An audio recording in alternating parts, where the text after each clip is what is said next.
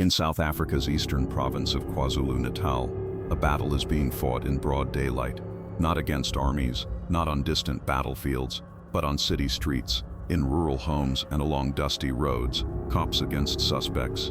Bullets instead of words. Lives ended in seconds. In a single week, 9 suspects were shot dead across multiple shootouts with KwaZulu-Natal police, just this January alone. This isn't one isolated incident. It's part of a pattern of intense confrontations between law enforcement and heavily armed suspects.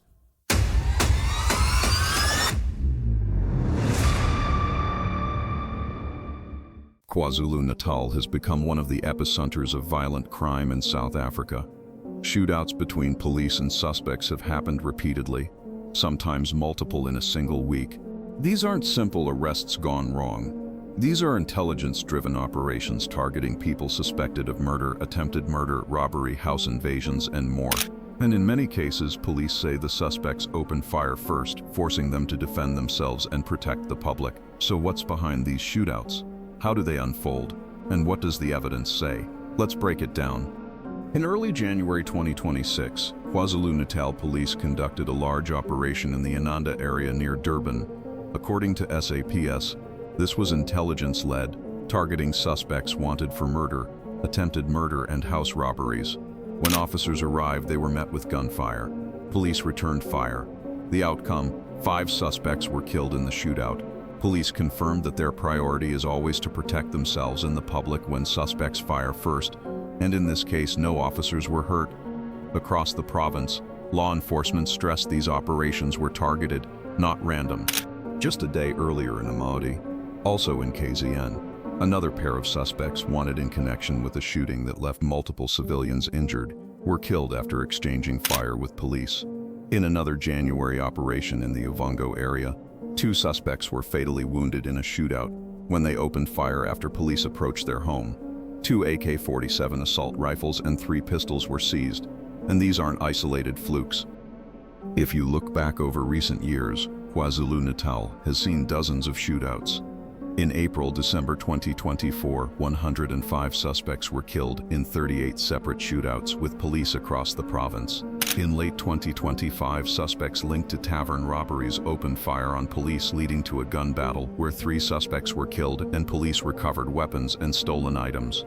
Police also intercepted suspected hijackers in Mariannhill. Officers were fired on during a stop attempt, and 3 suspects died in that shootout. In November 2025, intelligence led to a Chatsworth shootout where 5 suspects were fatally wounded after firing first at police.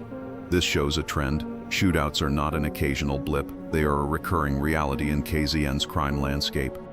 So how exactly do these encounters begin? Police generally say it begins with intelligence, often from crime intelligence units, community tips, surveillance operations. Once a location or suspect vehicle is identified, it transitions into an arrest operation. Officers announce themselves. They give suspects a chance to surrender, but when suspects instead respond with gunfire, police have to make split-second life or death decisions, and that is often when shots are returned in self-defense. In every major case since 2024, police have emphasized that their officers fire back only when fired upon first.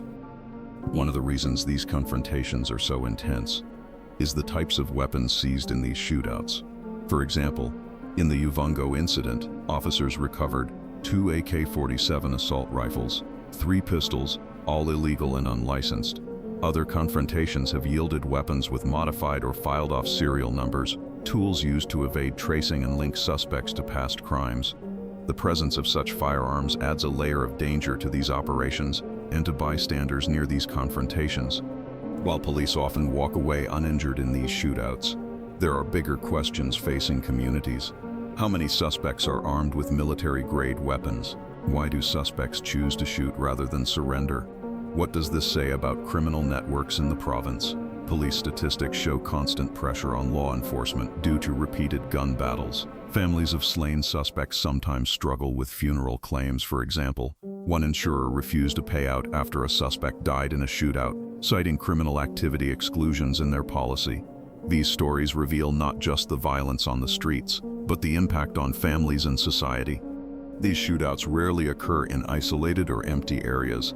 Many happen near residential neighborhoods, forcing local families into fear and confusion as gunfire echoes through the streets. In one Falandaba, Manguzi shootout, families described the sound of gunfire as terrifying, and even though police said no civilians were injured, the psychological impact was real.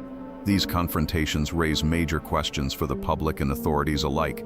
How do we balance law enforcement with civilian safety? Are police doing enough to isolate these operations from populated areas? What measures exist to protect innocent bystanders? Experts monitoring crime trends see KwaZulu-Natal as a microcosm of South Africa's broader struggle with violent criminal gangs, illegal firearms proliferation, and heavily armed suspects. These shootouts don't happen because police want violence. They happen because suspects choose guns over surrender, often linked to serious crimes such as murder, house robbery, and extortion. Every shootout provides more intelligence, more evidence, and police hope, more leads to dismantle violent networks. But it also highlights a sobering reality. Violent crime is not only pervasive, it's fiercely resilient. After each shootout, investigations continue. Ballistics teams analyze recovered weapons. Forensic analysts confirm whether firearms match previous crimes. Witnesses are interviewed. Cases are opened for murder, attempted murder on police, robbery, possession of illegal arms. Police spokespersons often reiterate that shootouts happen when suspects are armed and aggressive, leaving law enforcement no choice but to protect lives and uphold the law. This isn't about glorifying violence.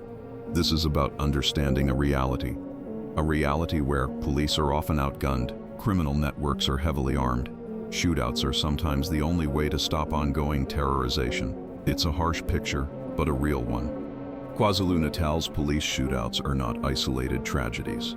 They are part of a larger battle, a battle between law enforcement and violent crime, where the stakes are lives and surrender is sometimes not chosen. As long as suspects choose to shoot first and refuse peaceful arrest, these confrontations will continue.